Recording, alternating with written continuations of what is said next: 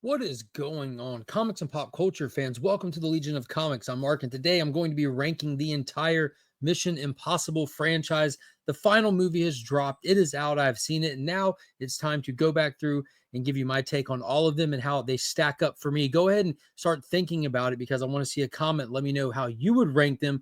But let's not waste any more time. Let's go.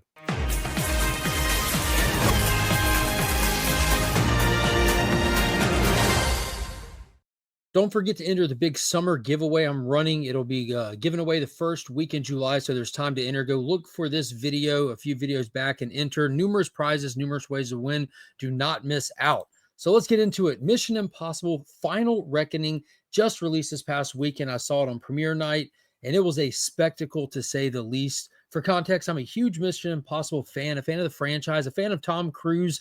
What a career this guy's had. It's really hard to say anything negative about him at this point in life, but let's get right into it. This franchise has stood the test of time, spanning pretty much 30 years, having 8 installments into it now, and it's kind of been the exception to every rule imaginable. The law of diminishing returns doesn't apply to this. No stunt is too big. No nut. Like, it's just insane.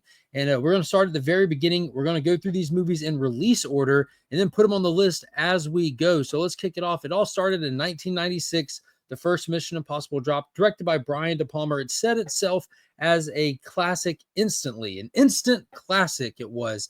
It did a lot of things. Ultimately, it was a movie adaptation of a standing television show from years past, and it was action-packed. It was a classic spy thriller. It was fast-paced. It had a lot of that spy espionage stuff that worked really well for it, and ultimately, it had a huge twist at the end. And I remember at the time, back in the day as a kid watching this, even hearing my father talk about it in discussions, how Phelps being the twist bad guy was kind of a slap in the face to the old fans of the television show and stuff. So as a youngster who didn't keep up with the show, it didn't really hit me like that. My biggest thing was watching Emilio Estevez die in the elevator in the beginning, which blew my mind. But one of the coolest things that this movie did and set itself as unique in my eyes was the masks. We were introduced from the very first movie this idea of you can't trust what you see. This person might not be this person. Epic finale with this high-speed train and the helicopter chase. It was just a great movie overall. And it's hardly a sign of its time. It really still holds up.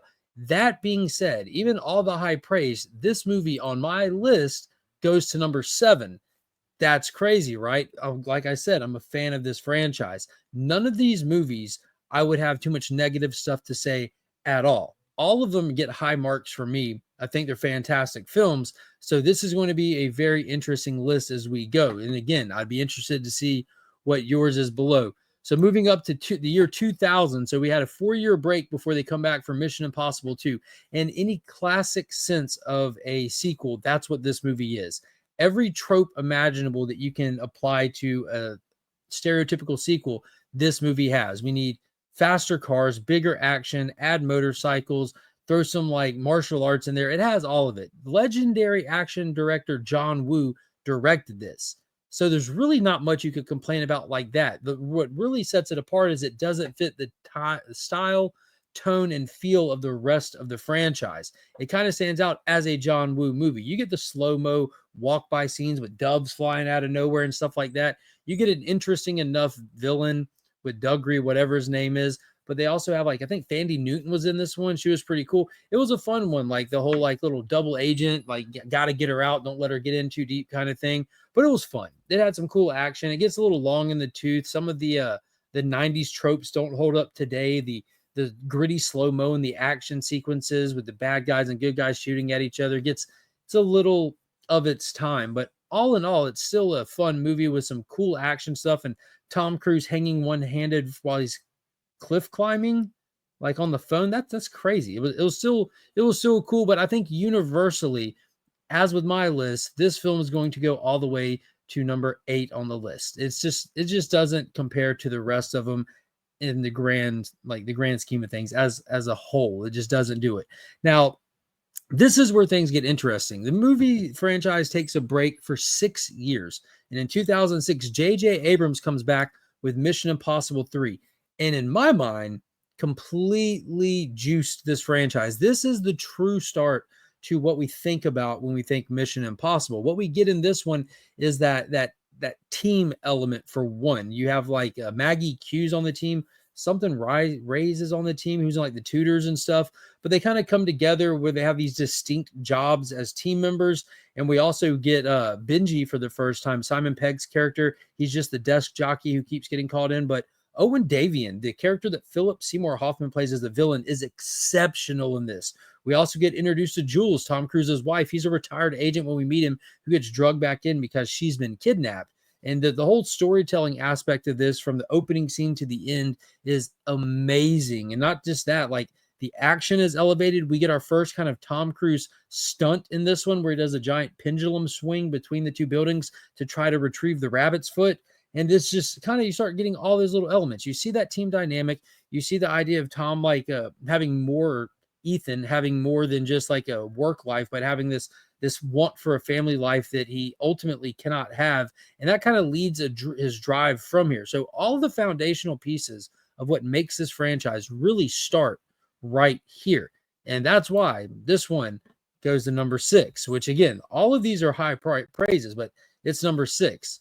And then we kind of get to the point where I think that they were kind of on the fence about what to do with this franchise. Because when we get to Ghost Protocol, directed by Brad Bird, this is where things get even more insane.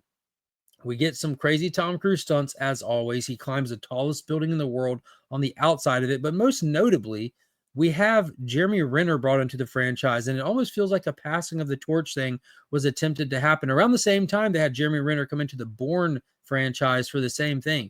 Ultimately, he didn't take over either franchise, but this right here elevated everything that worked about number 3. That team element where everyone had distinct purposes and roles. You had Simon Pegg brought in as a field agent at this point, and the stakes were bigger than ever. It was fast-paced. They leaned into that globe-trotting, almost like extra spy thriller thing. You get these beautiful locations and sets, these glamorous outfits, these very high-profile places and stuff. It's just everything that you want out of a global spy thriller is all present in this, and then juiced up.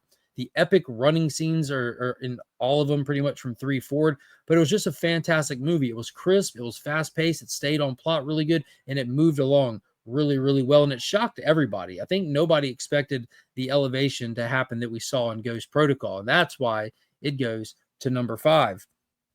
Next on the list, this is where the magic truly starts happening for this franchise.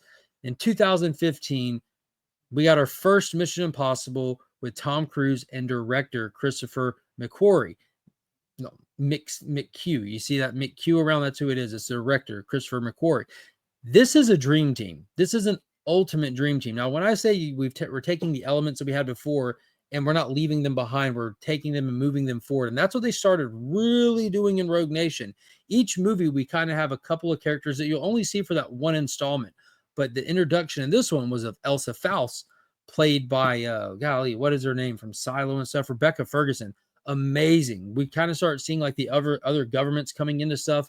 The introduction of a whole like shadow group of like covert ops like he is.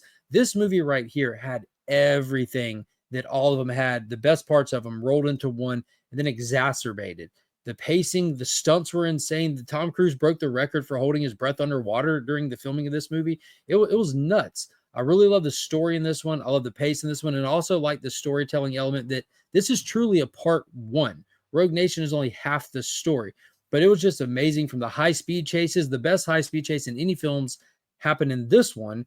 And again, just the characters. I loved Elsa in this, and we had like this whole cat and mouse thing going on with her and Ethan Hunt that was just amazing. Their chemistry was great. And again, we had Jeremy Renner return, and Alec Baldwin was in this one, who did a phenomenal job in this one as taking over as the director ultimately by the end of it. It was just, again, another star-studded cast, and the chemistry between all of them in this one, I think, was elevated highly from the chemistry in the cast of Ghost Protocol. And that's why I'm happy to put this one at number 3. This is one of like, it's at this point, they're like 9s and 10s in my book, but this one goes to number 3. Next up, oh boy, I think this one's going to be uniform across the board. So this is part 2 to Rogue Nation. It's kind of like just one big movie almost. Our big villain from Rogue Nation is pretty much the big villain in this one. The story continues. The stakes are higher after shutting him down in the last movie. His acolytes return, and his mission's not over. So they have to get him out of jail, hand him back over to the villains. This one, insane. I think everyone would agree, not only is this the best Mission Impossible film, this is one of the greatest action movies ever made, period, across all cinema. Tom Cruise worked side by side with Henry Cavill, who's a CIA agent who's put on the team with him to kind of overwatch him. And it goes wild from there. They have to infiltrate the White Widow, who's an illegal black market broker's chain of command and stuff, and just it's a wild ride ultimately to try to get your hands on plutonium so 3 dirty bombs don't go off across the world, kind of setting us back to the Stone Age. Ultimately finding Ethan at odds with Henry Cavill and them having the craziest chase you'll ever see in cinema between 2 helicopters in the frozen mountains. Like it's wild. But again, it's one of these things where the cast has returned from the last one. So we have like the ultimate chemistry moments between them. We also start seeing Ethan's real drive and desire is his team, where he can't be a family man. He does have his team, and they start leaning into this aspect that he's not willing to sacrifice a single life, not even to save a billion. He has to save them all. And they start leaning into that heavily in Fallout. And we'll see how that really pays off as we go. But Fallout overall, from acting, stunt work, story, locations, we get other great chase scenes in this one.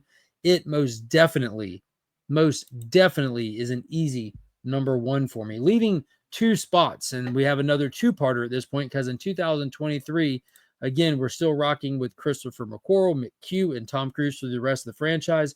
We got Mission Impossible Dead Reckoning, originally titled Part 1, just so you went in knowing.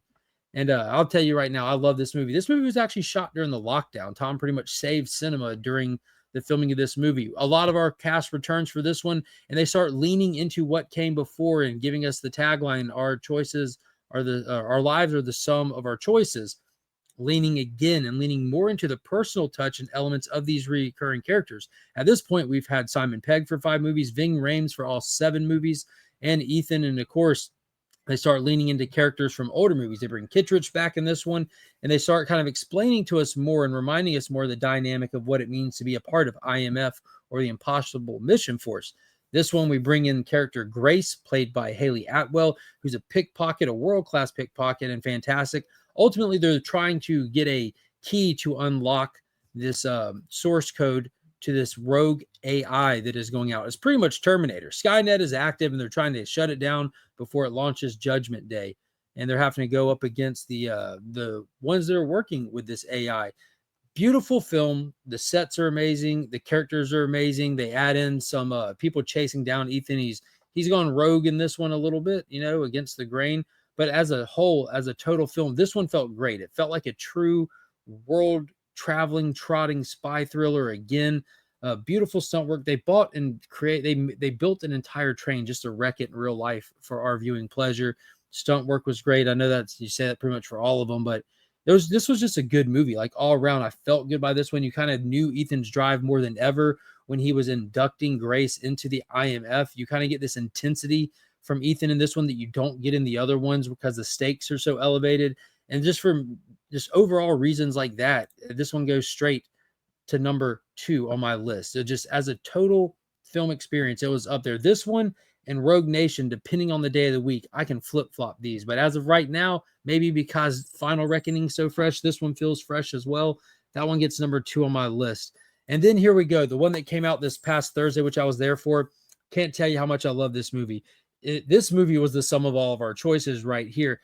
Beautiful film. The stakes legitimately have never been higher in this one. Picking up directly behind Dead Reckoning. The world is on turmoil. The entity is taking over nuclear arsenals across the world. You're just waiting on any nation at any given time to hit a button. And for the first time ever, we saw Ethan and the IMF have to come in. They're always asking Ethan to come in, come report, debrief, all this, and he never does. He actually voluntarily comes in because things are so bad. He's having to actively work with the U.S. government in every asset and resource that he can. This movie set itself apart in many ways, and the biggest and most notable one is chaos. Like everything, you're never ahead of the problem, not once. And a lot of these movies, they have the time where they sit down, they're making plans, or they're figuring out what they're going to do, and then they go for it. Not this one. Everything is done in motion, and it never really gets ahead of the problem until we get to the end of the movie. We have beloved character Luther, who made it through all 8 films. He was in, shout out to Ving Rhames for being in all 8 films. It was an amazing appearance in this one, and his performance and what he brought to this one didn't let me down at all. And it was gut wrenching. I absolutely love that character in these films. Watching Benji go through these was wild. And the biggest thing is, I know I've seen some talk about the first half of this as being tough. If you're a fan of this franchise, if you've kept up with this franchise, the first half of this film really felt like it did a lot to remind you that this is the grand finale, where it kind of ties some things back. It ties into Mission Impossible 3. It reminds you of some other aspects of some other films before. And I think that's the proper thing to do in a finale. It's kind of like watching Endgame. Like, Endgame is not a better movie than Infinity War. It's got some great moments, but it's a finale. There's certain boxes you want to check as you're wrapping things up. So as a standalone film, it's not as strong as some of the other ones, but as a finale to a franchise, this was exceptional. Some of the stuff that I saw on screen, I'd never seen before. This underwater sequence that he does, where he dives and goes through the whole Sevastopol submarine and stuff, was insane. And everyone saw the little behind the scenes stuff and the teaser of him riding on the bi-wing airplanes.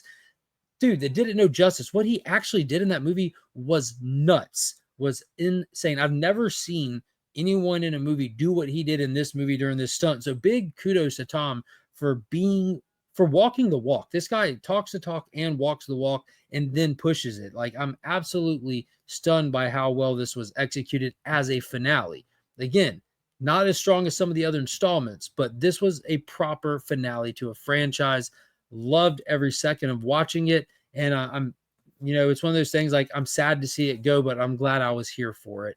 And this one ultimately comes in at number 4 on my list. And over time, that could change. I'm not sure exactly how rewatchable it might be to some of the other ones. And that has a lot to do with it. But right now, just on face value from going into them, I think that that's my stack up order. Fallout, one of the greatest action movies ever. Dead Reckoning, Rogue Nation, Final Reckoning, Ghost Protocol, Mission Impossible 3, Mission Impossible, and then Mission Impossible 2. Ultimately, this list reflects exactly kind of why this franchise stands out. Like I said at the beginning, the law of diminishing returns does not apply here. This movie, this franchise, this whole thing has just been a fantastic piece of cinema for us to be able to enjoy. And now I'm kind of curious, because it's been a talk that we've had on numerous streams. What do you think the greatest franchise of all time? Not what franchise has made the most money, not what franchise has the largest fan base, but what do you think, like, the greatest movie franchise of all time is? James Bond's been going for numerous movies over decades, but it has like the weaker eras and stuff to it like that. This distinctly is just great movies, just awesome movies all around. It's pretty much, you know what I'm saying? Pretty much. But I'd be very interested to see how these movies stack up for you. Leave me a comment down below. I know this video is a little bit long, but there's a lot of movies to go through. And before you head out of here, make sure you hit the links in the description. Big shout out to Big Time Collectibles, JustinComicx Cleaning and Pressing, and ABX Comics and Games. I appreciate everybody watching for this long. If you stuck it through, I really, really appreciate you. And thank you to all the channel members. That's going to do it for this one. Until next time. As always, I'm Mark, but we are Legion.